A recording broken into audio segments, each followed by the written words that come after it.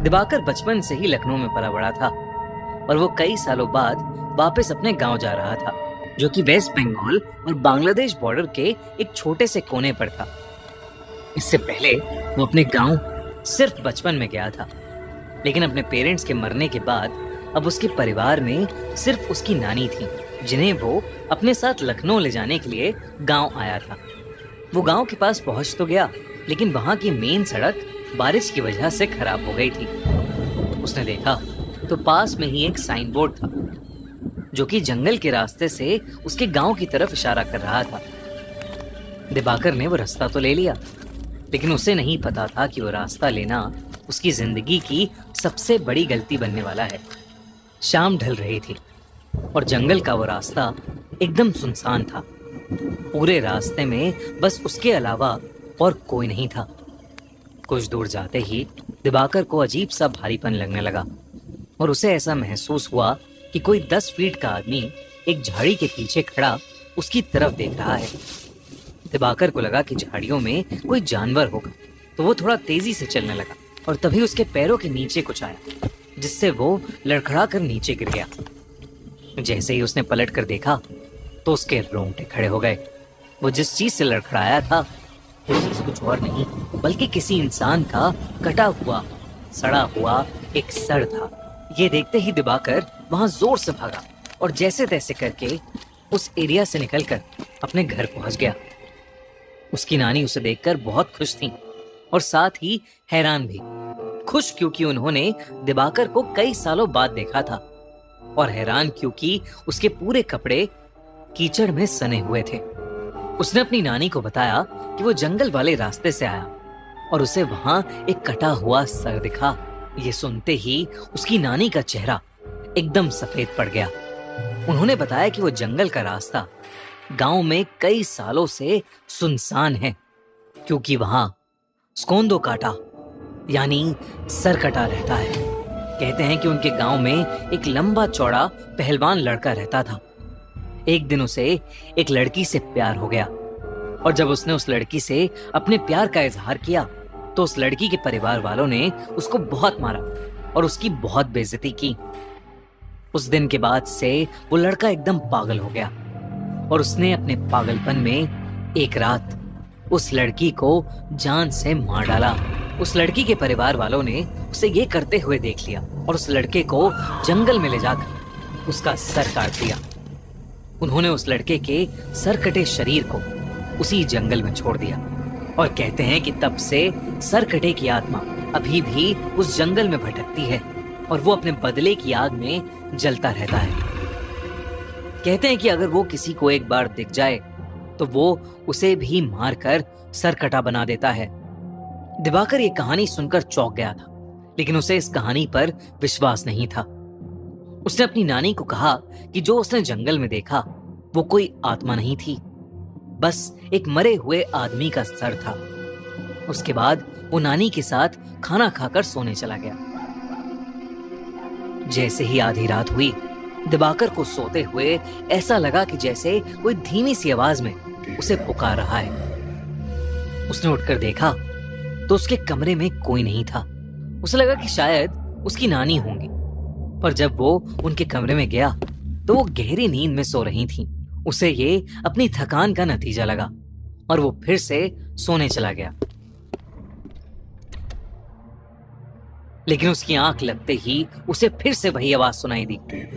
दिवाकर ने देखा कि वो उसी जंगल में है और उसके ठीक पीछे एक 10 फुट लंबा आदमी खड़ा है और उसके हाथ में उसका कटा हुआ सर है। वही भयानक सड़ते मांस वाला कटा सर जो उसे रास्ते में दिखा था। वो सर अब दिवाकर से मदद मांगने लगा और उससे कहने लगा कि क्या दिवाकर उसका सर उसके शरीर पर वापस जोड़ सकता है। और मदद मांगते ही वो सर कटा बहुत ही भयानक तरीके से हंसने लगा और अचानक दिवाकर की नींद टूट गई। लेकिन जैसे ही दिवाकर की आंख खुली, वो कटा सर उसके ठीक सामने हवा में तैर रहा था और वो कटा सर वैसे ही भयानक तरीके से हंस रहा था। दिवाकर के होश उड़ चुके थे, लेकिन वो अपने बिस्तर से हिल ही नहीं पा रहा था। वो डर के मारे जोर से चीखा और तभी उसकी नानी उसके कमरे में आई और उन्होंने कमरे की लाइट्स ऑन कर दी। लाइट्स ऑन करते ही वो कटा सर वहां से गायब हो गया।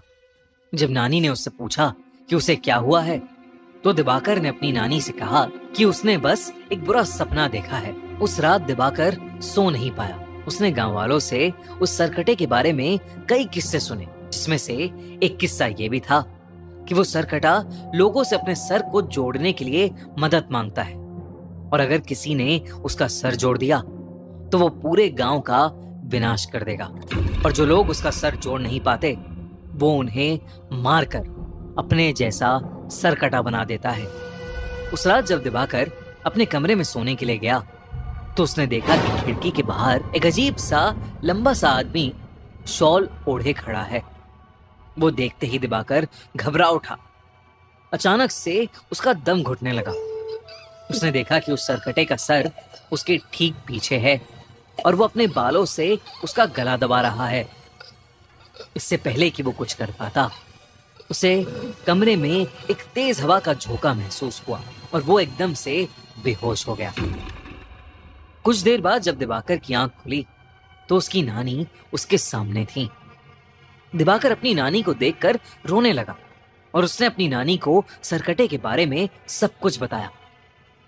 उसकी नानी बेहद घबरा उठी। दोनों ने डिसाइड किया कि वो सुबह होते ही उस गांव को छोड़ देंगे। उसकी नानी दिवाकर के कमरे में उसके साथ ही लेट गई। लेकिन कुछ ही पलों में जब नानी की आंख खुली तो दिवाकर बेड पर नहीं था। उन्होंने पूरे घर में उसकी तलाश की, लेकिन वो कहीं नहीं मिला। दिवाकर की नानी बहुत ज्यादा घबरा गई, क्योंकि उन्हें डर लगने लगा था कि कहीं वो सरकटा उसे ले तो नहीं गया। उन्होंने गांव वालों से मदद मांगी और वो सब उसे ढूंढने में लग गए। जैसे ही वो जंगल में पहुंचे, उन्हें किसी के जोर से गुर्राने की आवाज आई। तब उन्होंने देखा कि दिवाकर एक बड़ी सी तलवार लेकर खड़ा है। दिवाकर की आंखें सफेद हो चुकी हैं और वो गुस्से से गुर्रा रहा है, जैसे वो बिल्कुल पागल हो गया। दिवाकर की नानी ने उसे आवाज लगाई, लेकिन नानी की आवाज लगाते ही दिवाकर ने एकदम से अपनी तलवार से सबके सामने अपना सर काट लिया। ये देखते ही सब गांव वाले वहां से भाग गए और उसकी नानी वहीं जमीन पर गिरकर रोने लगी।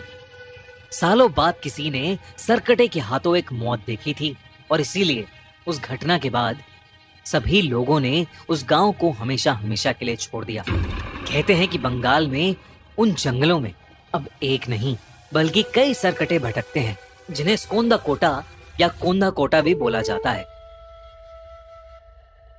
तो दोस्तों, कैसी लगी आपको ये कहानी? अपना फीडबैक हमें कमेंट बॉक्स में जरूर लिखकर बताएं।